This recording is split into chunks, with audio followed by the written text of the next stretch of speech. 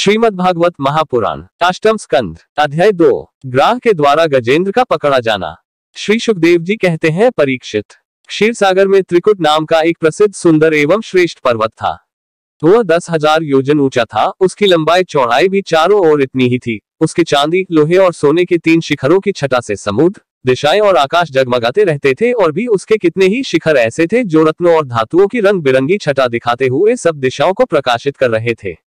उनमें विविध जाति के वृक्ष, लताएं और झाड़ियां थीं। झरनों की झरझर से वह गुंजायमान होता रहता था। सब ओर से समुद्र की लहरें आकर उस पर्वत के निचले भाग से टकराती। उस समय ऐसा जान पड़ता मानो वे पर्वतराज के पांव पखार रही हो।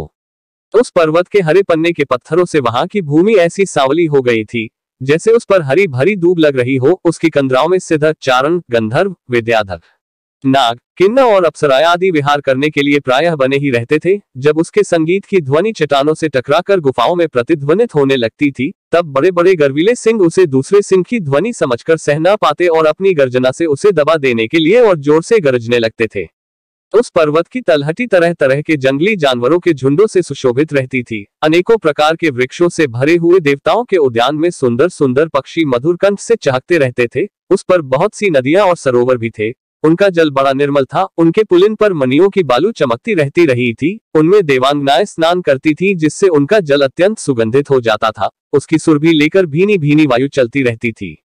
पर्वतराज त्रिकूट की तराई में भगवत प्रेमी महात्मा भगवान वरुण का एक उद्यान था। उसका नाम था ऋतुमान। उसमें देवांगनाएं क्रीड़ा करती रहती थीं। उसमें सब और ऐसे दिव्य वृक्ष शोभायमान थे जो फलों और फूलों से सर्वदा लदे ही रहते थे। उस उद्यान में मंदार, पारिजात, गुलाब, अशोक, चंपा, तरह तरह के आम, प्रियाल, कटहल, आमड़ा, सुपारी, नारियल, खजूर, बिजौरा, महुआ, साखू, ताड़, तमाल, असन, अर्जुन, रीठा, गुलक, पाकर, बरगद, पलास, चंदन, नीम, कचनार, साल, देवदारू, दाख, ईख, केला, जामुन, बेर, रुद्राक्ष, हर्रे, आंवला, बेल, कैथ, नींबू और भिलावे आदि के वृक्ष लहराते रहते थे। उस उद्यान में एक बड़ा सरोवर था। उसमें सुनहले कमल खिल रहे थे और भी विविध जाति के कुमुद, उत्पल, कलहार, शतदल आदि कमलों की अनूठी छटा छिटक रही थी। मतवाले भौरे गूंज रहे थे। मनोहर पक्षी कलरव कर रहे थे। हंस, कारंडव, चक्रवाक और सारस दल के दल भरे हुए थे। पनडुब्बी, बतख और पपीहे कूज रहे थे। मछली और कछुओं के चलने से कमल के फूल हिल जाते थे जिससे उनका पराग झड़कर जल को सुंदर और सुगंधित बना देता था। कदम, बेत, नरकुल, कदम, लता, बेन आदि वृक्षों से वह घिरा था। कुंद, कुर्बक, कटस्रया, अशोक, सिरस, वनमल्लिका, लिसौड़ा, हरसिंगार, सोनजूही, नाग, पुन्नाग जाति, मल्लिका, शतपत्र, माधवी और मोगरा आदि सुंदर सुंदर पुष्प वृक्ष एवं तट के दूसरे वृक्षों से भी जो प्रत्येक ऋतु में हरे भरे रहते थे, वह सरोवर शोभायमान रहता था। उस पर्वत के घोर जंगल में बहुत सी हथिनियों के साथ एक गजेंद्र निवास करता था। वह बड़े बड़े शक्तिशाली हाथियों का सरदार था। एक दिन वह उसी पर्वत पर अपनी हथिनियों के साथ कांटे वाले कीचक, बांस, बेत, बड़ी बड़ी झाड़ियों और पेड़ों को रौंदता हुआ घूम रहा था। उसके गंधमात्र से सिंह, हाथी, बाघ, गैंडे आदि हिंस्र जंतु, नाग तथा काले गोर, शरभ और चमड़ी गाय आदि डरकर भाग जाया करते थे और उसकी कृपा से भेड़िए, सुअर, भैंसे, रीछ, शल्य, लंगूर तथा कुत्ते, बंदर, हरिण और खरगोश आदि क्षुद्र जीव सब कहीं निर्भय विचरते रहते थे। उसके पीछे पीछे हाथियों के छोटे छोटे बच्चे दौड़ रहे थे। बड़े बड़े हाथी और हथिनियां भी उसे घेरे हुए चल रही थीं। उसकी धमक से पहाड़ एक बारगी कांप उठता था। उसके गंडस्थल से टपकते हुए मद का पान करने के लिए साथ साथ भौरे उड़ते जा रहे थे।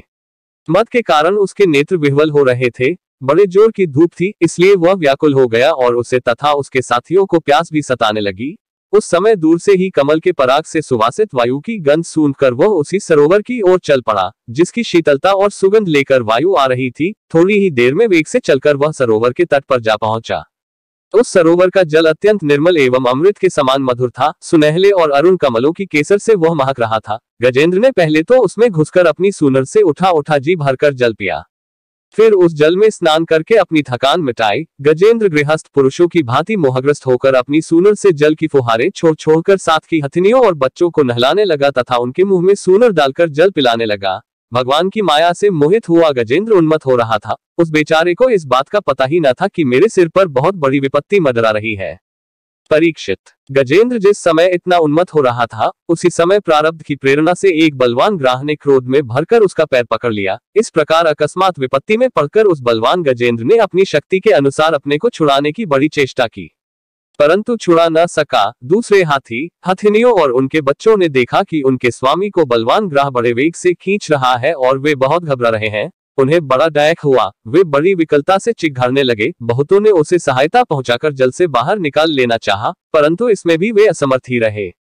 गजेंद्र और ग्राह अपनी अपनी पूरी शक्ति लगाकर भिड़े हुए थे। कभी गजेंद्र ग्राह को बाहर खींच लाता तो कभी ग्राह गजेंद्र को भीतर खींच ले जाता। परीक्षित। इस प्रकार उनको लड़ते लड़ते 1000 वर्ष बीत गए और दोनों ही जीते रहे। यह घटना देखकर देवता भी आश्चर्यचकित हो गए। अंत में बहुत दिनों तक बार बार जल में खींचे जाने से गजेंद्र का शरीर शिथिल पड़ गया।